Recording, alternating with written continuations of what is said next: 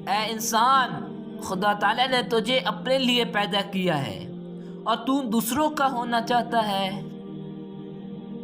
اپنے آپ کو بدل دو، تمہاری قسمت خود بخود بدل جائے گی۔ جس نے دنیا کو جس قدر پہچانا اسی قدر اس سے بے رغبت ہوا۔ جس کو مسلمان کا غم نہ ہو وہ میری امت میں سے نہیں۔ لوگوں سے جس قدر چاہے آزما لو، سانپ بچھو سے کم نہ پاؤ گے۔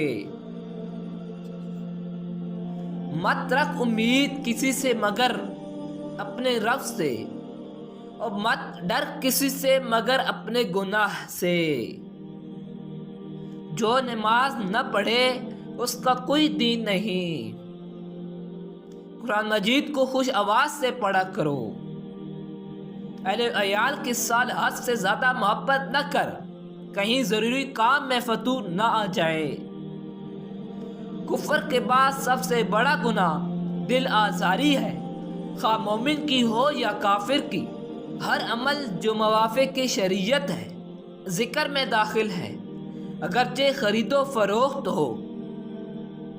علماء کے سہی کا پلہ شہیدوں کے خون سے زیادہ بھاری ہے۔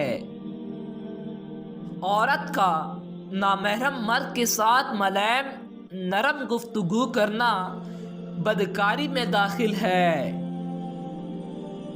آتے ہوئے اذان، جاتے ہوئے نماز، اتنے قلیل وقت میں آئے اور چلے گئے۔ ایمانی اور روحانی گفتیں لقمہ حلال کتابیں ہیں۔ تجارت میں برکت کے لیے اکثیر نسخے، معاملات کی صفائی اور بر وقت ادائیگی ہے۔ دوا کم کریں اور دعا زیادہ کریں۔ تمام مشکلات کا حل دعا مع شرائط ہے، یعنی لجاجت اور آئندہ گناہوں سے بچنے کا پختہ عزم۔ راحت اگر چاہیے تو کسی کے معاملات میں دخل نہ دو۔ گناہ کے بعد دل سے ندامت بھی توبہ کی شاخ ہے۔ حتی المقدور کوشش اور دعا سے انسان اپنی منزل پا سکتا ہے۔ انسان کے پاس جو کچھ بھی ہے محض عطائے خداوندی ہے۔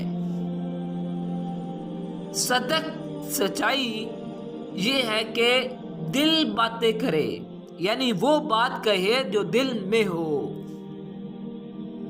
اگر تو گناہ پر آمادہ ہے تو کوئی ایسا کام تلاش کر جہاں خدا تعالیٰ نہ ہو۔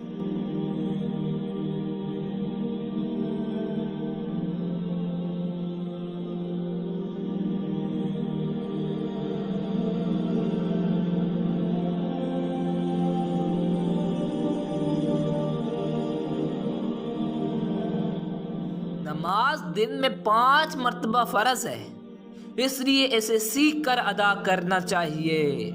کلام اللہ کا اہم تقاضا ہے کہ اپنے کسی قریبی عالم سے ترجمہ و تفسیر ضرور